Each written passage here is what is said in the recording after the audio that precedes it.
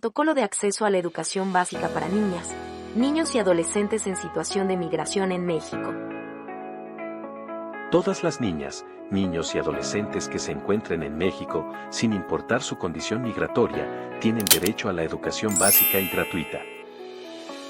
Como autoridades educativas y autoridades escolares debemos priorizar el interés superior de la niñez y garantizar su acceso a la educación.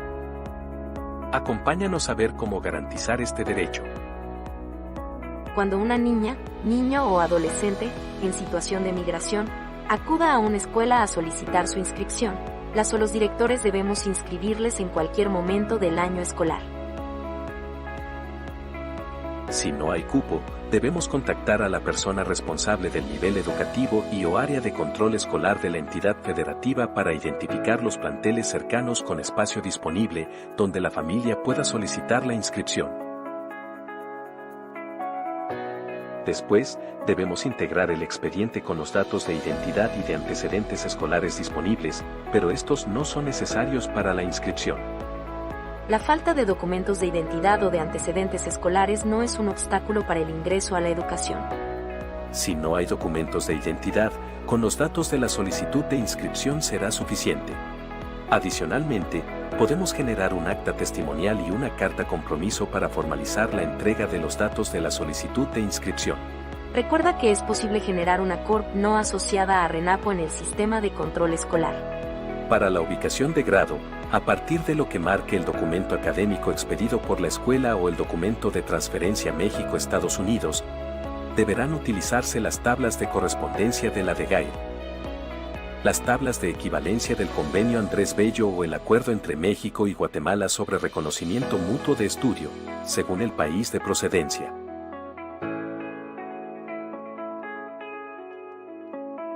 Si la niña, niño o adolescente no cuenta con documentos de antecedentes escolares, la ubicación se realiza de acuerdo con su edad, madurez y conocimiento. Para preescolar, una evaluación diagnóstica. Para primaria, el método que se defina junto con control escolar. En secundaria, con el examen global de grado. Una vez que ingresen a la escuela, las autoridades escolares debemos promover que permanezcan en la educación con acciones de renivelación, como tutorías, clases individuales y acompañamiento psicoemocional para fomentar la inclusión, la equidad y diversidad en la escuela.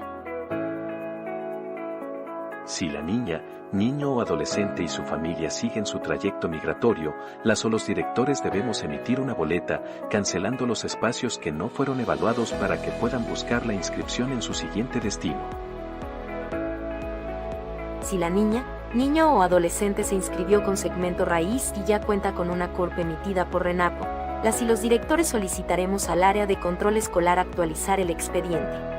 Al concluir un ciclo escolar, las autoridades educativas y escolares emitiremos la boleta y o certificado, independientemente de la situación migratoria de la niña, niño o adolescente y si cuenta con CURP o no. La falta de CORP no afecta la emisión de la boleta de evaluación y o certificado ni su validez. Juntos podemos lograr que más niñas, niños y adolescentes ingresen, permanezcan y concluyan su educación.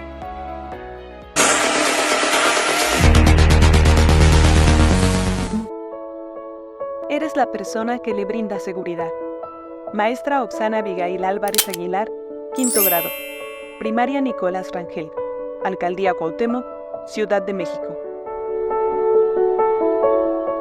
Soy la profesora de un niño de nacionalidad brasileña. Él es hablante de portugués. La familia ya había realizado gestiones en otras escuelas y le pidieron que llevara papeles. Él llegó en el mes de agosto de 2023 al país. Y de agosto a diciembre fue que la familia se ocupó de gestionar los documentos. Luego una familia les comentó de nuestra escuela y en enero de 2024 hicieron la solicitud de inscripción. Presentaron los papeles que habían tramitado, como la CURP, el acta de nacimiento y la boleta de la escuela de donde proviene el alumno. De los retos pedagógicos que he enfrentado, el principal es la lengua. Me apoyaba de algunas palabras que son parecidas al español, y con ellas trataba de contextualizar lo que él me decía. Cuando no entendía, le pedía que me lo escribiera, entonces ya escrito, lo buscaba en el traductor, y ya más o menos nos podíamos comunicar. La maestra de la UDEI y los docentes en formación de la Escuela de Educación Especial me ayudaron a hacer un tipo de glosario con las palabras básicas, como por ejemplo, los colores, los meses del año, los días de la semana. Entonces empezamos a trabajar de esa manera. El maestro de Educación Física hizo uso del traductor de Google. Otra forma de prepararme para su atención es que yo buscaba y veía videos en portugués en YouTube para poder entenderlo un poquito mejor.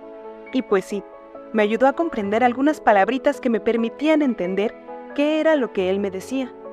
También vi cómo era su escuela, porque le enseñé Google Maps.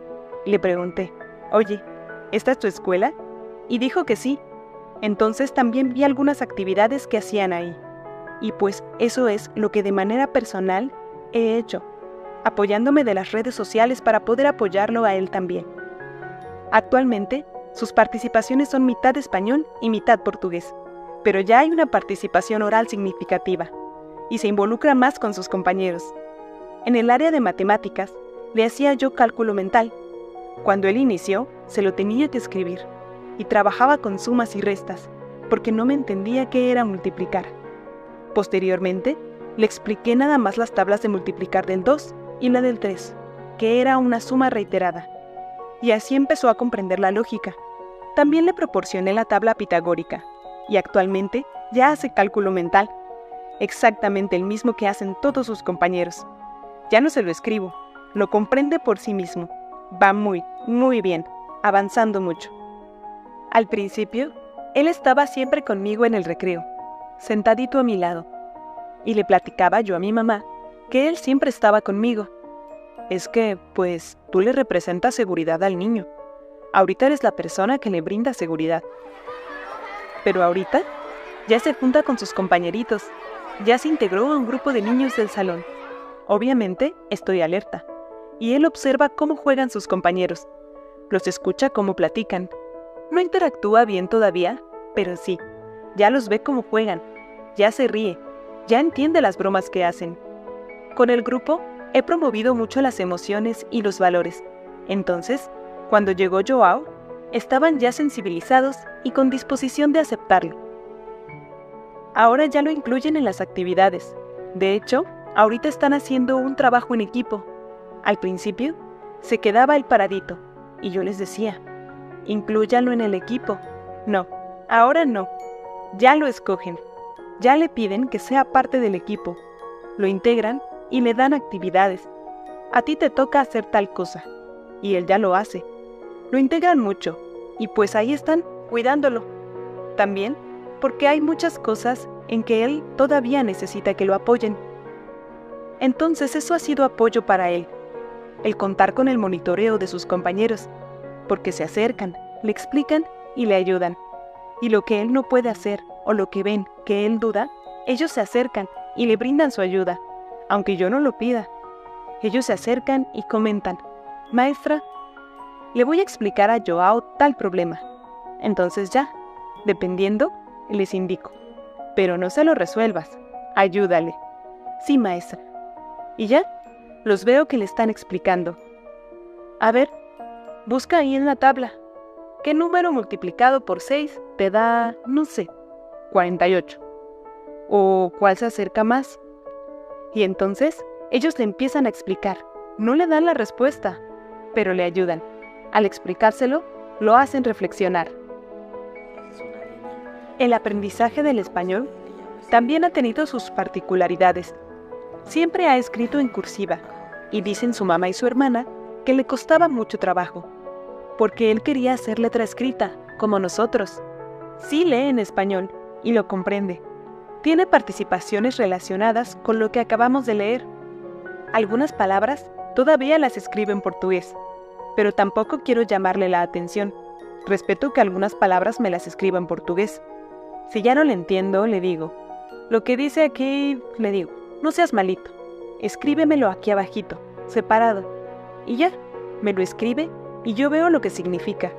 La verdad es que me alegra mucho que ella tenga participaciones voluntarias de manera oral. Además de los retos, la incorporación de este niño ha tenido cosas positivas para todos. Por ejemplo, veo que mis niños están aprendiendo de él.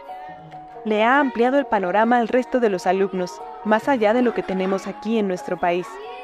Ese compartir mutuo no es nada más recibir, sino también darle a su compañerito aprendizajes. Yo creo que nos ha servido bastante también el apoyo de todo el grupo. Ahora que lo veo, que ya no depende tanto de mí, se está integrando con sus compañeros, tiene participaciones de manera oral, llega muy contento y me siento muy satisfecha. Cuento con el apoyo de la familia. También ha ayudado mucho la actitud de él, la apertura para querer aprender. También ha servido mucho el monitoreo de los compañeros. Entonces yo creo que ha sido un conjunto de cosas las que nos han ayudado. Le decía yo a la directora y a la subdirectora, es que él, para mí es un reto, y ver ahora los avances que tiene, pues yo creo que estamos bien, porque él ya está más seguro y va avanzando muy bien. Pensar en recomendaciones para otros maestros que tengan que atender niñas y niños migrantes, lo principal es la empatía, ¿no? La empatía, el respeto al niño, al lugar de donde viene, respeto a sus costumbres, a sus tradiciones, confiar en el grupo, ayudarse del resto del alumnado, porque de verdad sirve mucho. Tener la plática con sus papás e indagar lo más que se pueda sobre el alumno. ¿Por qué es que está aquí? Yo creo que es completamente diferente si vienen por alguna situación hostil, a ellos, que vienen porque les gusta el país, para poner un negocio, y vienen porque ellos así lo decidieron, no porque se vieron obligados a hacerlo. Entonces, yo creo que el respeto, la empatía, la solidaridad, el dejarlo ser, es lo que yo pienso que es muy importante para su integración. Para el maestro o para la maestra que lo tenga el próximo grado, le recomendaría que primero, a lo mejor, que se echara un clavadito en el portugués, que aprendiera un poquito, ¿no? Que tuviera esa misma apertura, digo yo. Desafortunadamente, por cuestiones personales, pedí mi cambio de escuela. Pero si no hay oportunidad en alguna institución que satisfaga mis necesidades actuales y me quedo en esta escuela, sí pediría que me dieran el mismo grupo, para seguir con él, darle continuidad al trabajo que hemos tenido y ver que él salga bien. Porque obviamente la secundaria ya implica otro tipo de retos. Entonces, fortalecer a mi niño para que pueda irse a la secundaria ya un poquito más fuerte emocionalmente, porque es muy serio y se inhibe. Entonces, ayudar a que sea fuerte emocional y académicamente, con lo necesario para que él pueda tener un buen inicio en la secundaria y la concluya. Porque sería triste que por no poder con la dinámica de la secundaria, desertara y ya no estudiara. Entonces eso no me gustaría. Si me quedo en la escuela, ojalá me fuera yo con él a sexto año, pero si no, le diría a su próximo maestro o maestra qué hacer. El uso del monitor con los compañeros, respetar. Obviamente le diría yo que hay palabras que él mezcla, oraciones que él mezcla español con portugués, pero que sí se le entiende, y que es tímido, pero que hay que apoyarlo y hacerlo sentir seguro para que siga teniendo las participaciones de manera oral y siga haciendo sus exposiciones como hasta ahora. Me sorprendió mucho un día en que estaba yo sentada en el escritorio. Llegó y me abrazó sin motivo alguno. Entonces, yo creo que vamos por buen camino y espero que mi niño se encuentre con personas en su camino que lo ayuden y lo hagan amar el país en el que está, sin olvidar el país de donde viene.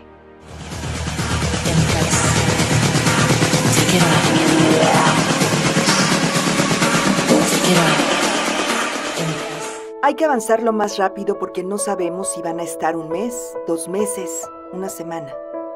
Directora Doreaeli Espinosa Cota, Escuela Primaria Federico Pascual Ortiz Rubio, Ciudad Juárez, Chihuahua. Durante muchos años he trabajado con personas vulnerables y he manejado situaciones de este tipo. Cuando me convertí en directora de una escuela en el turno vespertino, vi una oportunidad. La casa del migrante de Ciudad Juárez estaba a solo 1,5 cuadras de la escuela y había muchos niños allí. Me entristecía verlos sentados al sol o pegados a la cerca de la casa del migrante. Pensé que esta era su oportunidad. Presenté un proyecto a mis autoridades educativas estatales, a la supervisora de zona y al jefe de sector. Les gustó mucho la idea. Les dije que había muchas niñas, niños y adolescentes que podríamos rescatar para nuestra escuela y que sería muy beneficioso apoyarlos. De alguna manera la escuela también se beneficiaría. Así es que dar por dar, recibir por recibir, y ambos ganamos. Ellos aceptaron el proyecto que les presenté. Les mostré todo el protocolo, cómo íbamos a rescatar a los niños, qué era lo primero que teníamos que hacer. Me dieron luz verde. Empecé a trabajar con ellos. Hice la primera visita a la casa del migrante y hablé con la gente encargada de allí. Al principio se sorprendieron, creo que porque era la primera vez que alguien ofrecía un servicio como el que estábamos ofreciendo en la escuela. Les di la oportunidad de hablar entre ellos y al día siguiente me reuní con todas esas personas. Les expliqué la situación y les dije que me gustaría atender a sus niños de todos los grados, de primero a sexto año. Me sorprendió que entre esas autoridades que tenían en la casa del migrante había una representante de UNICEF del estado de Chihuahua, específicamente de Ciudad Juárez. Comenzamos las conversaciones, las negociaciones sobre lo que la escuela ofrecía. La escuela ofrecía servicio educativo, sus instalaciones, un buen trato, una buena charla para los niños, sensibilización a los padres de familia para que los niños asistieran a la escuela. Así comenzamos a trabajar. Empecé a trabajar con este proyecto a finales de agosto de 2023 y en 2 semanas nos dimos a la tarea de visitar las oficinas de la Secretaría de Educación y Servicios Educativos.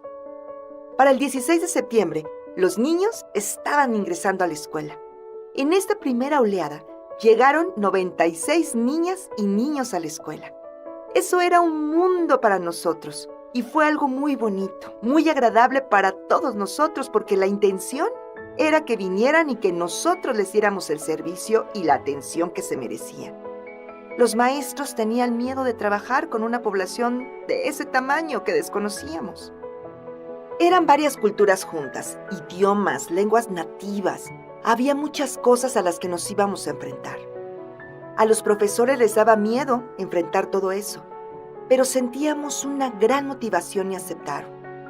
Aceptaron, pero me dijeron, ahora dinos qué hacemos, porque no sabemos cómo tratarlos, cómo vamos a convivir con ellos, cómo vamos a hacer para que no haya choques entre los niños que tenemos y los que vienen. Como yo ya había trabajado con los niños de la calle, ya tenía la experiencia de formar a maestros para que no se diera la discriminación, el bullying, la pelea, el no me gustas porque estás muy moreno, no me gustas porque traes ropa diferente, no me gustas por 1000 cosas. Logramos la integración. Ni una sola pelea, ni una sola discriminación hubo en el tiempo que los niños estuvieron aquí con nosotros. Pedí permiso especial a los coordinadores de la Casa de los Niños Migrantes para traer a los padres de familia. ¿Por qué quería que vinieran los padres de familia de los niños migrantes a la escuela? Necesitaba que vinieran ellos. Creo que ustedes saben que vienen en una situación muy mal emocionalmente. Quería que los padres supieran en qué lugar iban a estar los niños. Entonces pedí permiso, vinieron los padres de familia de los niños, les di un recorrido. Aquí están los baños, aquí está la dirección, estas son las aulas, estos son los patios, esta es la tiendita escolar. Ustedes vean, está todo bardeado. Sus hijos van a estar seguros, nosotros vamos a estar cerca de ellos. No tengan miedo. Los padres abrazaban a sus hijos sin querer soltarlos. Es lógico y entendible que después de pasar tantas cosas no los quieran soltar. Pero afortunadamente logré que los padres dijeran sí y trajeran a los niños a la escuela. Y de esa manera comenzamos a trabajar. Para ubicarlos por grados, nosotros como maestros ya habíamos preparado nuestras pruebas para ubicar a los niños de acuerdo a la edad y al intelecto que traían. Empezamos a trabajar con ellos. Por ejemplo, cuando llegaban todos los niños, les dimos la bienvenida. Hicimos un protocolo especial. Les dimos bolsas de dulces, les hicimos una manta de bienvenida donde realmente los niños se sintieran acogidos, queridos, seguros, y que sintieran que esta escuela, que en este rinconcito de Ciudad Juárez, son bienvenidos y que los vamos a tratar de la mejor manera. Los maestros llegaban aquí a la dirección y comenzaban a preguntar, ¿cuáles son mis niños? Llegaban los niños y los maestros esperando a sus niños y ya se los llevaban. Debo decirles también que es bastante trabajo porque debía de dar de alta y de baja a los niños en el sistema de registro estatal. Ahora se iban 5 y venían 3 que teníamos que darlos de baja y de alta en el sistema. Afortunadamente, la Secretaría de Educación nos permitió mantener abierto el sistema de registro para que nosotros, desde aquí, pudiéramos dar de alta y de baja a los niños. Para mí, era sumamente importante que los niños se llevaran un documento certificado por parte de la escuela, para que cuando llegaran donde fueran, si viajan aquí mismo en la República, llevaran una realidad de calificaciones y certificada por la Secretaría. Si viajaban a Estados Unidos, lo mismo, que llegaran a un grupo que fueran atendidos, que fueran aceptados de la misma manera. Les menciono, en lo personal tuve muchas satisfacciones. Por ejemplo, de Estados Unidos, así como de algunos estados de la República, me hablan para darnos las gracias. Nos decían, gracias por admitir a nuestros paisanos, gracias por darnos la oportunidad. Me encontré un director de una escuela de Honduras. Directamente me habla y me dice que está muy satisfecho con la gente de México por haber tenido a sus compatriotas aquí con nosotros y que llevaran un documento certificado porque no hubo ningún problema que sus compatriotas ingresaran ahí con él. Nos agradecía mucho, de verdad. Era un director de una escuela. Me sorprendí muchísimo y nos mandaron las gracias. Hay niñas y niños que todavía se siguen contactando con nosotros. Siento que hicimos algo excelente con ellos y pues nos dejaron muchas enseñanzas. Por ejemplo, de sus culturas múltiples. Las niñas, niños y adolescentes migrantes que recibimos venían de Guatemala, de Honduras, El Salvador. Tuvimos también de Costa Rica, de Venezuela, de varios países. Y por supuesto que también venían de estados de aquí, de la República, como Michoacán, Guanajuato, Guerrero y de Zacatecas. Eran de los que más teníamos, del Estado de México. Aquí conocemos la migración porque todos los días vemos a la gente en las calles que vienen. Desde bebés, niños pequeños de 3, 4, 5, 6, 7, 8 y 9 años de edad. Cuando presenté el proyecto de los niños migrantes, comenté que la edad era de niños de 6 a 13 años de edad y les comenté que no importaba si sabían leer o no sabían leer, que nos los mandaran, que nosotros estábamos preparados para trabajar con esos niños y teníamos un maestro especial para dar avance más rápido. Por ejemplo, si un niño de primero llegaba que todavía no consolidaba la lectoescritura, se los asignaba al maestro especial. Le decía, toma este niño o niña, te toca y hay que avanzarlo más rápido porque no sabemos si van a estar 1 mes, 2 meses, 1 semana. Los maestros estamos preparados para todo eso. Atendemos académicamente a todos los niños para que cuando se vayan lleven algo, un documento. Me siento muy afortunada de tener esa gran oportunidad de estar cerca de niñas, niños y adolescentes. Doy gracias a la vida por ello.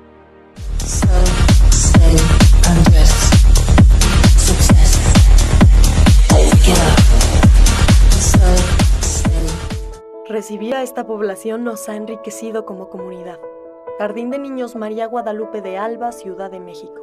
Personal directivo, Itandegui Ríos Vadillo y Guadalupe Aranda Batalla. Personal docente, Jessica Rosales Gómez, Vanessa Ramírez Gasca, Diana Mojica Jiménez, Guadalupe Ramírez Ramos, Adriana María Fernanda Gómez Salgado y Guadalupe Aranda Batalla.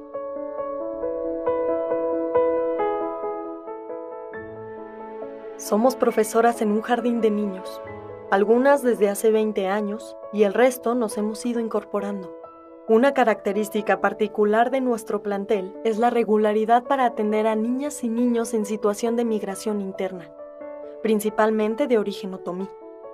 Por ciclo escolar, al menos el 30% de nuestra población estudiantil pertenece a dicha comunidad.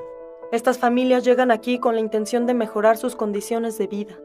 Sin embargo, el proceso para llegar a ello es complejo, puesto que viven en condiciones de vulnerabilidad, hacinamiento, es decir, en casitas de cartón sin servicios, o bien en departamentos que el Instituto de Vivienda de la Ciudad de México, INVI, les proporcionó, pero donde llegan a compartir el espacio hasta con 30 personas en malas condiciones de higiene. O bien, sus hábitos alimenticios son poco favorables para su desempeño escolar. En ocasiones, el único alimento que consumen las y los alumnos es el desayuno escolar. Recibir a esta población nos ha enriquecido como comunidad, puesto que ha venido a compartir su cultura, costumbres y tradiciones, lo cual ha resultado positivo para quienes laboramos en este espacio educativo. Por otro lado, a nosotras como docentes nos ha permitido sentar las bases para su vida escolar futura, que en muchas ocasiones se trunca al concluir la primaria, pues a tempranas edades comienzan a trabajar. Incluso nuestras alumnas y alumnos son aquellas niñas y niños que por las tardes y noches están vendiendo dulces o artesanías fuera del metro. Son originarios del Valle de Santiago de Querétaro, o como dicen las madres de familia, del pueblo en el que se originó la muñeca Lelé, siendo esta uno de los principales productos a ofrecer en las calles de la Ciudad de México. A partir de la recepción de esta comunidad, reconocemos que el punto de partida para brindarles atención educativa es darnos el tiempo para conocerlos, es decir, saber cómo interactúan, cómo resuelven, cómo se integran, cuáles son sus intereses y necesidades. Todos estos elementos permitirán una intervención más acertada. En este sentido, identificamos que los principales aspectos a trabajar son las habilidades socioemocionales.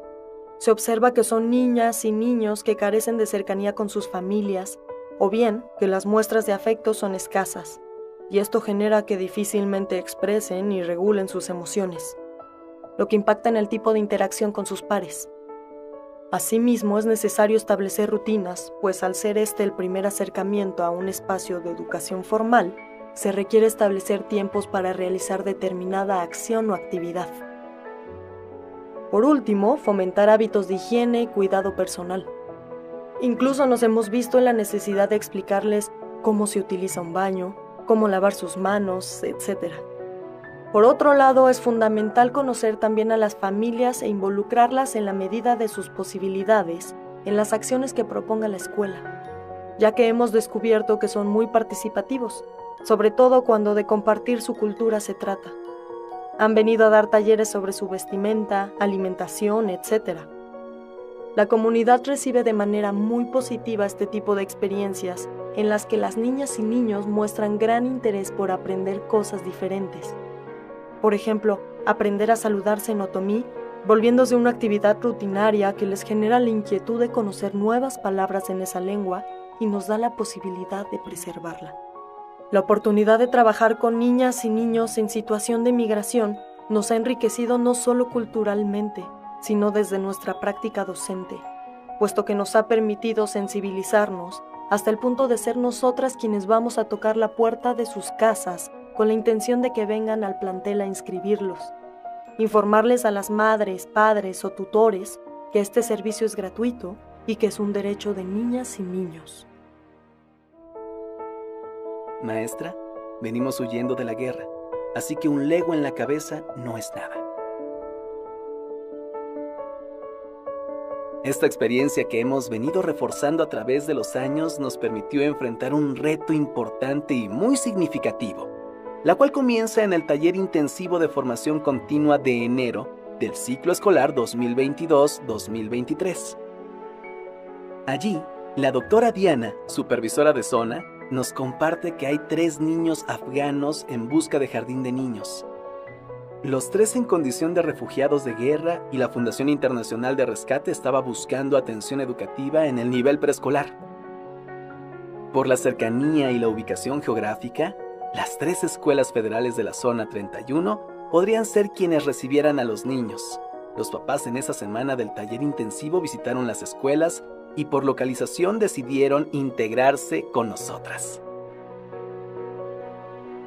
Durante la primera semana de enero del 2023, empezamos a tener comunicación con la fundación, sobre todo quienes en ese momento fungieron como mediadores para los procesos de inscripción, así como para su llegada al jardín.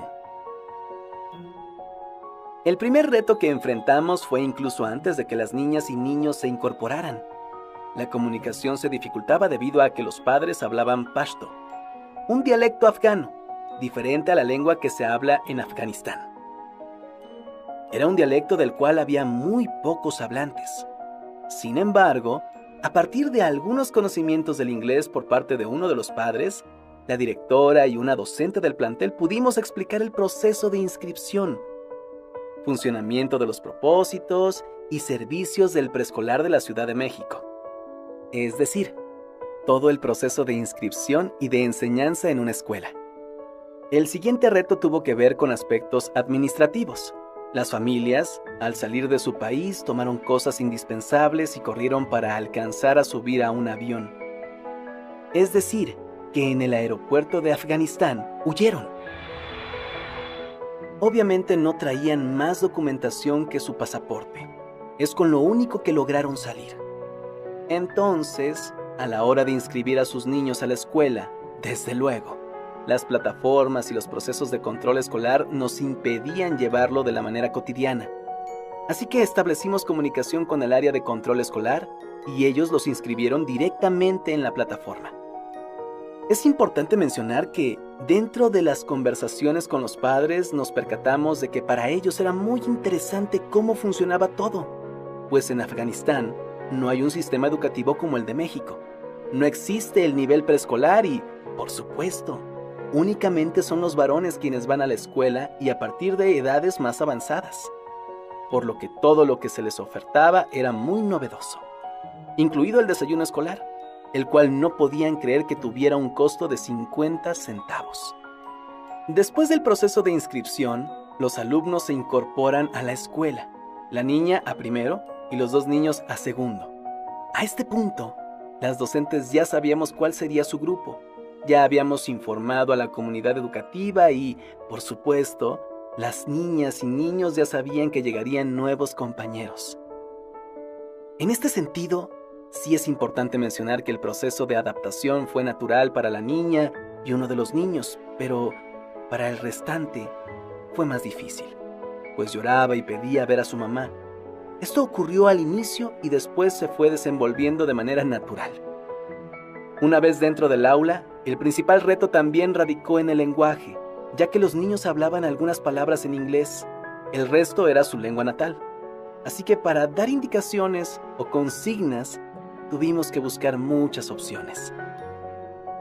Entre estas, el uso del lenguaje corporal, señas, palabras en inglés y pictogramas, los cuales fueron de gran utilidad ya que las imágenes expresaban de manera exacta lo que tenían que hacer.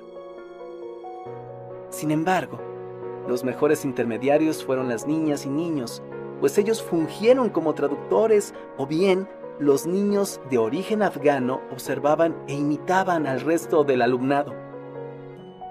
Es importante resaltar que, en el caso de la niña, que se incorporó a primer grado, fue mucho más sencillo, pues por las características propias de las niñas y niños de 3 años, la comunicación de todo el grupo era limitada, entonces el juego tuvo un papel muy importante, ya que fue el mediador para que el alumnado se pudiera comunicar. La experiencia nos implicó hacer gestiones de otro tipo, por ejemplo, generar un expediente de salud, para lo cual fueron dados de alta en la Clínica 5 de Especialidades, en donde recibieron atención médica. Asimismo, para realizar sus gafetes, con el consentimiento de los padres tomamos fotografías y las imprimimos. Comentamos esto ya que queremos resaltar que la atención que se les brindó fue siempre con la idea de que tenían que recibir el mismo trato que niños nacionales. Incluso, un día dentro de la clase de educación física, uno de los niños afganos lanzó un Lego en la cabeza al otro. Nosotras de inmediato nos comunicamos en la medida de nuestras posibilidades con el padre. Le explicamos que activaríamos el seguro escolar Va Seguro, y el papá con toda calma comentó: «Maestra, venimos huyendo de la guerra, así que un Lego en la cabeza no es nada». Insistimos y reiteramos que es su derecho y debe hacerlo valer. El periodo que estuvimos en el jardín de niños fue breve, pero, sin duda, lograron adquirir aprendizajes significativos. Sobre todo, una experiencia positiva de ser parte de una escuela. La despedida no se pudo realizar, puesto que se atravesó el Ramadán y los niños debían mantener el ayuno. Sus padres nos dijeron que no había impedimento para que asistieran a clases, pero, como no iban a tener alimento hasta las 7 de la noche que bajaba el sol, la niña y los niños iban a estar bajos de energía y de glucosa.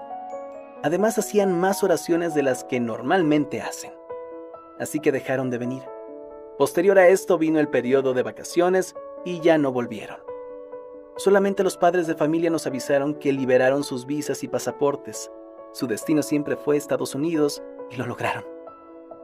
Es importante visibilizar que, si bien la niña y los niños provenientes de Afganistán estaban en grupos específicos, todas las docentes teníamos claridad de las estrategias a implementar, ya que nuestra línea de trabajo siempre se ha sustentado en la inclusión, la convivencia sana y pacífica, además de ser un trabajo orientado desde la supervisora y con el compromiso de cada integrante del colegiado docente para hacer que se sintieran parte de la escuela y que son valiosos sin importar de dónde vengan. Sin duda, esta experiencia nos llevó a valorar y atesorar la libertad, a fomentar la importancia del respeto a la diversidad, a realizar nuestro trabajo desde el amor y sin perder de vista que es un derecho que no debemos negar a nadie, tal como le ocurrió al alumnado de origen afgano, al que se le negó el acceso en otras escuelas.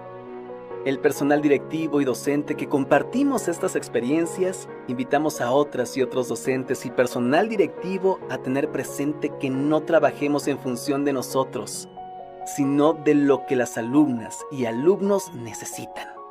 Si bien no recibimos todos los días a niñas y niños en situaciones de guerra, sí tenemos en todas las escuelas niños con situaciones de violencia, en donde lo digno que se espera de nosotras y nosotros para ellas y ellos es eso: un trato cordial, amable, respetuoso, cálido, en donde la escuela sea un espacio que propicie un ambiente de sana convivencia y de cultura de paz en todo momento.